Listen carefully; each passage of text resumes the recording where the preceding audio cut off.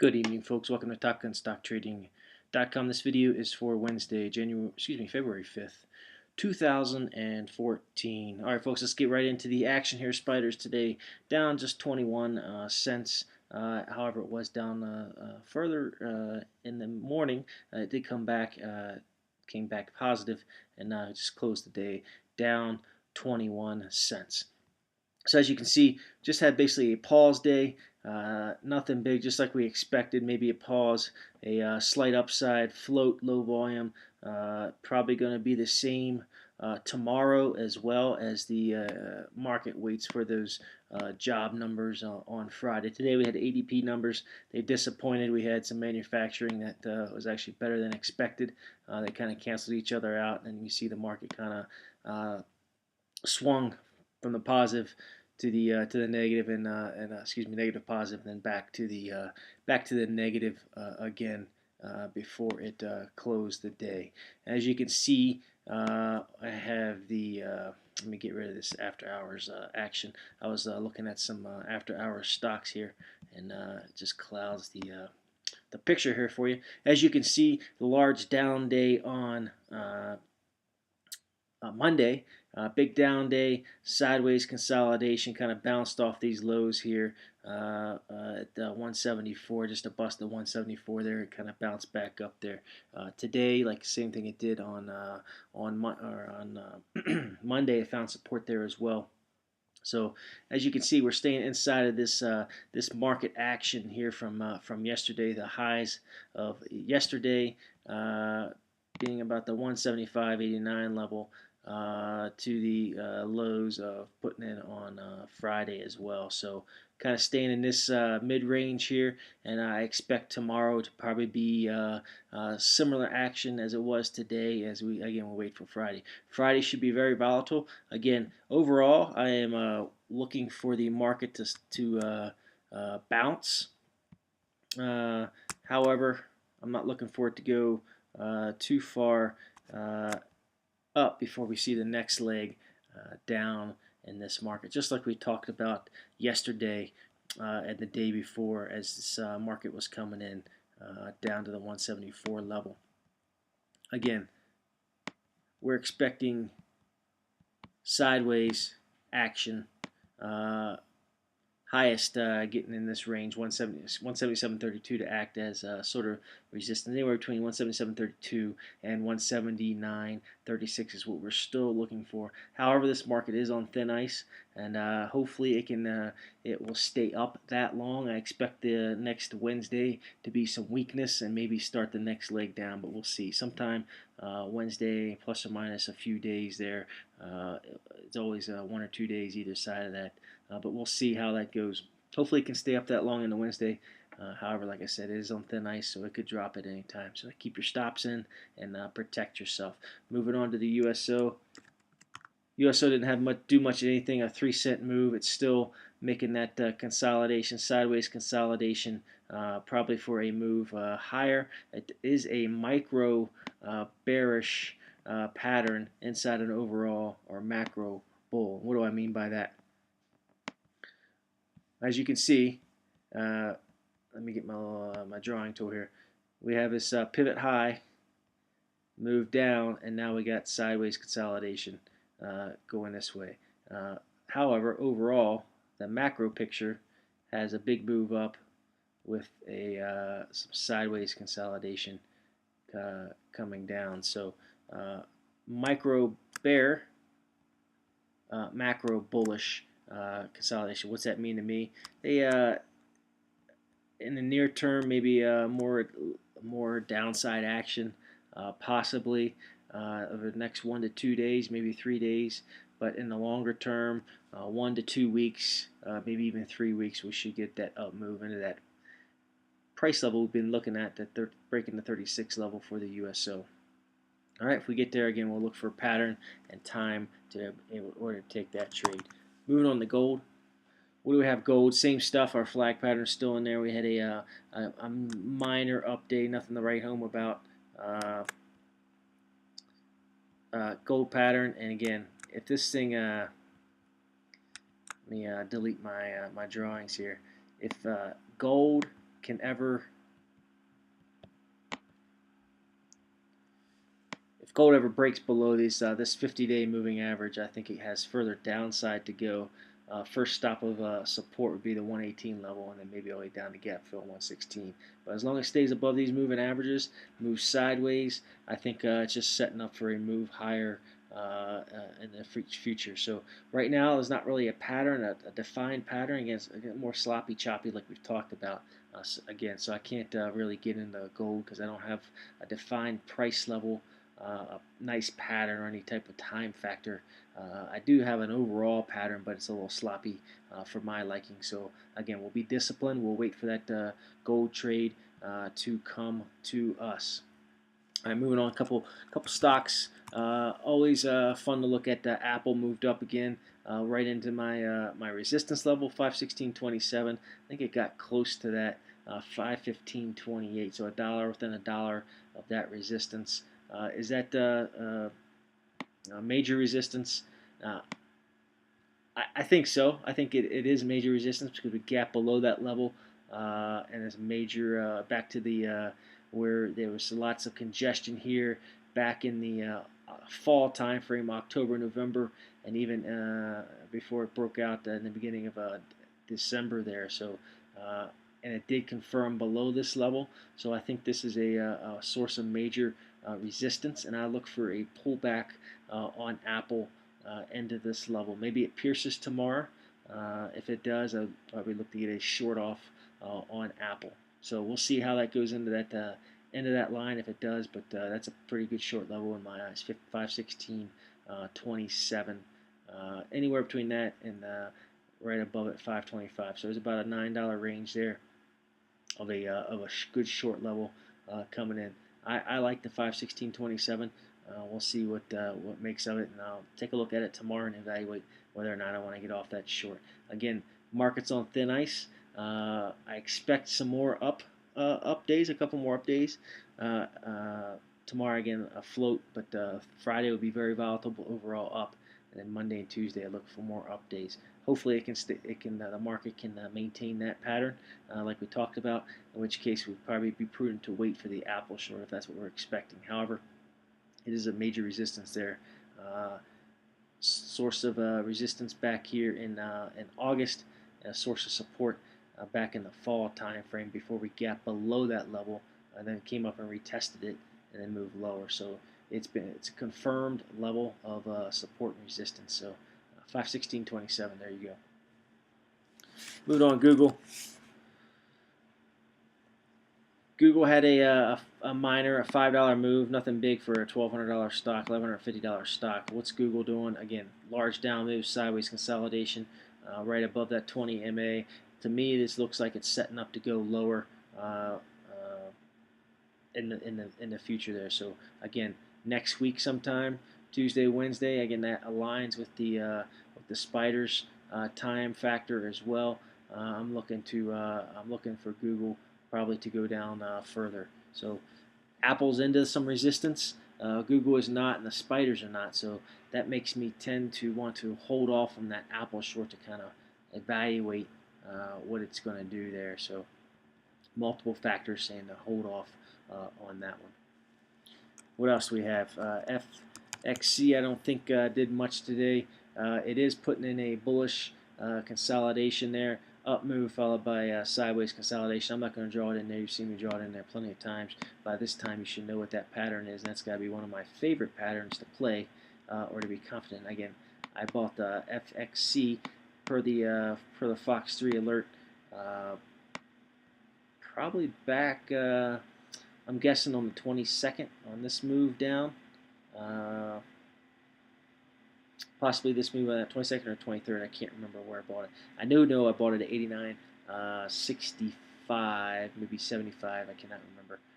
But basically, we're flat on this trade so far. But I do like the pattern. It does look like it's putting in a bottom here with a bullish consolidation at the bottom, which is good. Again, if we can get above this 20, I would see this 20 as minor resistance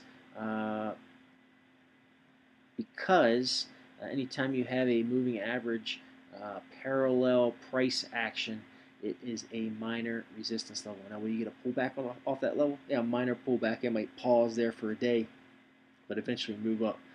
The major resistance level will be the 50, which is the next moving average.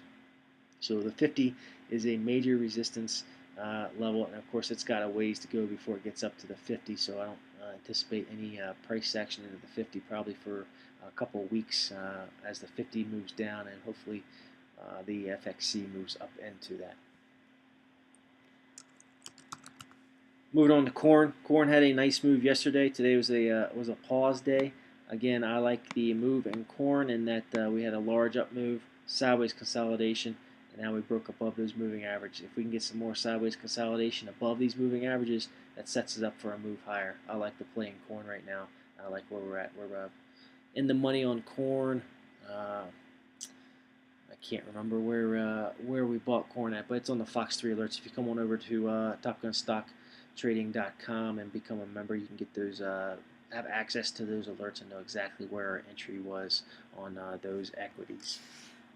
What else do we have? Twitter after hours reported earnings, and they have been all over the map. This is why I was having the after hours action showing up on my chart here, because I want to take a look at where Twitter was and try to get some price action or a price point on it, maybe possibly for a long play tomorrow. So here we have a 10-minute chart. I just posted the after hours action on it, and after hours it's moved down from 65.97, and it closed after hours at 54. Let's see, 54.15. So pretty significant down move, $11 off of 65. That's about a let's see, about a 16.5, 17% move just in the after hours. So what am I looking at for a possible? This would be a day trade only, meaning I would hold it for buy it in the morning and most likely sell it once it reached target. I have a level on Twitter at 52.27 as a good entry, and also a $50.69. Anywhere in that that range would be a good entry for a day trade. Now, what's a day trade mean?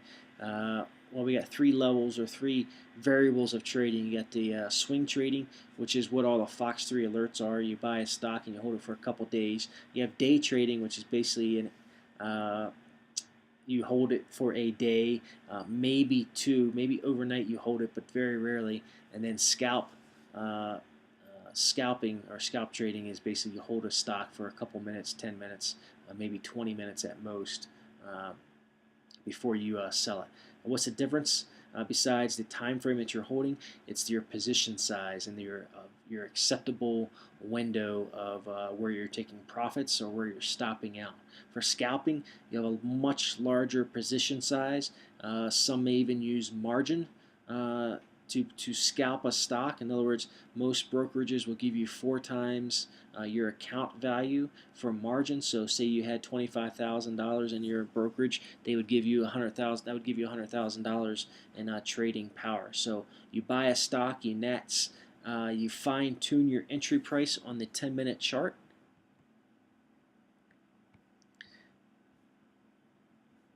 And you basically you position yourself such that 10 cents is probably a large stop out. So for example, if I bought Twitter back here at 10:20 this morning, and it went as low as 64.80, so say I bought it at 64.90 and I held it, and it closed that candle at 65.28. That's a huge gain, a 40-cent gain when you're scalping. You're looking for 10 to 15 cents to take first half profits, let the second half ride with a break-even stop. In other words, you set your break-even stop. If the stock goes below that or touches that number, you automatically sell your position and you stop out break-even, and you just ride the thing up. So you're looking for about a 10-cent gain, and you also have about a 10-cent stop loss on it. So you minimize your losses. You get a profit quick on your first half, and hopefully you let your second half ride up, and that's where you make most of your money. Scalping. Bigger position size, real small time frame, real tight stops, as well as your targets. For day trading, let's go to swing trading. No more than 10% of your account. You don't use margin, because if you use margin, you're paying the bank or your brokerage basically for a loan overnight, and it's very expensive rates. So you can certainly use margin if you'd like, but don't do it overnight, because you're playing abnormal, enormous interest. I don't use margin at all. I just use what's in my trading account. So for swing trading, 10% of your account, no more than 10%, and then you won't take no more than a 10% loss on any one. So basically 10% is 1%. So the most you can lose is 1% of your entire account value. And so doing that, you have to lose 100 straight. You have to go for 0 for 100 and trading to go broke. And I don't know anybody that can do that. Even if you're throwing darts at a dartboard picking stocks, you can do better than 0 for 100. You're going to pick one winner somewhere in there. So and probably more than that, to be honest with you. That's swing trading. Day trading, you're going to modify your position size and your stop outs based on your risk reward and where you see support levels and your stop outs. So you have a little bit less position size than you would if you are, a little bit more position size than you were if you're swing trading, but significantly less position size if you're scalping. So you're somewhere in the middle, but you're leaning towards a swing trading position size, like say scalping position size, and you're only looking to hold it for a day max, possibly 2 days if you want to hold it overnight. But rarely, if I go into a day trade, I'll sell before the market closes. So my number for Twitter, 5227, and basically all the way down to $50. So anywhere in that time frame or price range be a good price level or entry point on Twitter for a day trade, for a pop. Today I was looking at 3D systems. This thing dropped like a rock, and as you can see, I had my level in here. It was pre-market is around the $60, $59 level, and I had a 55.31 buy level here, or support level, and it went down as far as 54.63, but it closed $10 higher. So that would have been a great day trade had I placed it. I didn't place this trade. I just in the morning just evaluated this, analyzed the stock, and I got sidetracked, so I didn't place the trade. But that's the value of a day trade. Again, I would modify my position size such that, hey, if it went down lower, I would stop out probably a pierce of $50. So basically a $4 loss, 8% loss. You modify your position size based on that, so you don't lose more than 1% of your account value. Take a look at Amazon. I'm kind of eyeing up Amazon for a short in the coming days, probably next week. Again, looking for a sideways to upwards consolidation, and I'm looking for Tuesday or Wednesday to start triggering or start pulling the trigger on some of these shorts. Where I'm looking at Amazon, probably going to be around the 359, 360 level, probably a pierce to 360. I think I said that last time. I like that trade. If it trades flat down here, then Tuesday, Wednesday, I have to evaluate that and see if we can't get a short off there. IBB I'm looking at as well. It had a down day, a $4 down day as well today, just like most stocks in the S&P or the Dow.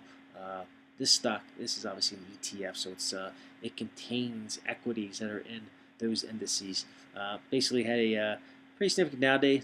Again, came into that level like we talked about when we covered our shorts, 232.93. You can look at that. That's a pretty significant level. It got as low as, it pierced it by 14 cents before it came back $4. So pretty good level. It's hammered.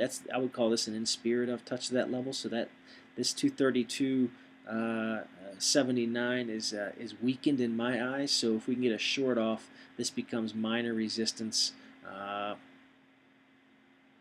A 50 right underneath it would offer some support. So two levels of support. You probably get a one-day bounce off of that level before it heads lower to this next tier here at 222. So again, next Monday or Tuesday, I'll come back to these stocks and see if I can't get a short off on these stocks. On this one, I'm probably looking for a Pierce of 247, basically this red bar opening price. If we can get that 247 next Monday or Tuesday, I probably will take that based on the pattern and the time, and we have the price level, a three-dimensional trade in my eyes. So still looking to get that off. Let's see, what else do we have? I'm eyeing up natural gas as a short. This natural gas has been very volatile. I was in and out on Monday. Was it Friday or Monday? I think it was, well,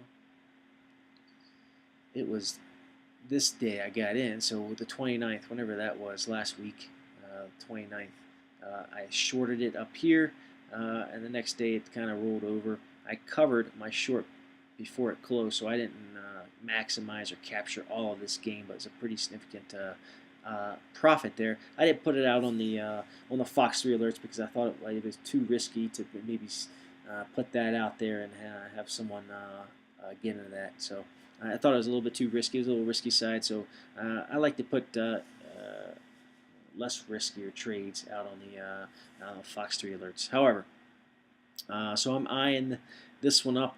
I did yesterday afternoon get into a trade, shorted UNG again up here at the $26 level. I'm still in the trade. I shorted it via the cold ETF, KOLD.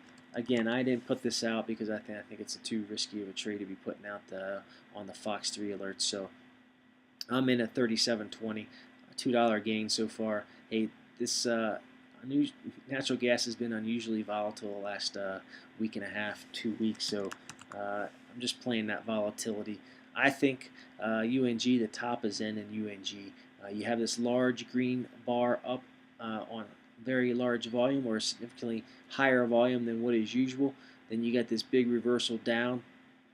Today it gapped above this green bar high and sold off into this resistance line. I'll show you what that resistance line comes from right now. If you go out on a weekly chart, it basically is the tops from the last year and a half. If I could probably extend that line, and that would be a in spirit of touch there. See how in spirit of there, back here where it all starts there. So that's a pretty significant line or source of resistance. And just like the spiders, back when the spiders were at 185, you can't go much higher than this line, much higher than 3% above that line. So wherever that line is, 3% of 25 is about $1.20 above that line, and that's about a 26.40. So today it went up as high as 27.30. So it got up there, but it immediately sold off again. So the other factor I use is based off of the 20 moving average. Again, these are things I teach in my methodology, my three-dimensional or 3D class of trading. All techniques I use to determine entries and short entries as well as long entries. It goes either way. So I expect natural gas to go down over the next week to 2 weeks. So that's why I'm in that trade. Again, I didn't put that out because I think it's a little too risky of a trade, but I am eyeing up natural gas. If it does, I only have a half position in that ETF. If it does go up further, I might be able to get into my my second half of that position, but we'll stay cautious because natural gas has been so volatile, and the ETF is a 2 times ETF of natural gas, so you're basically getting 4 times the bang for your buck on that thing. So you can get hurt real quick on that the natural gas there. So, all right, folks, let's wrap up this video. SPY, that's the weekly SPY, as you can see.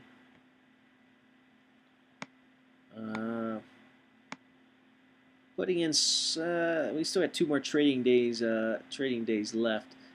So we'll see how that goes if we can get back up here to the 177.32 level. That's a weekly chart. We'll go to the daily chart. Again, I'm looking for sideways consolidation, maybe even a little bit of a float up into these 178 level. I think I mentioned yesterday the range of 178.50, 177.32, somewhere in this level. And I'm looking for next Wednesday to be a large, the next leg down. So next Wednesday being the 12th of February, be a next leg down. All right, folks, we'll see you on the charts. Have a good night.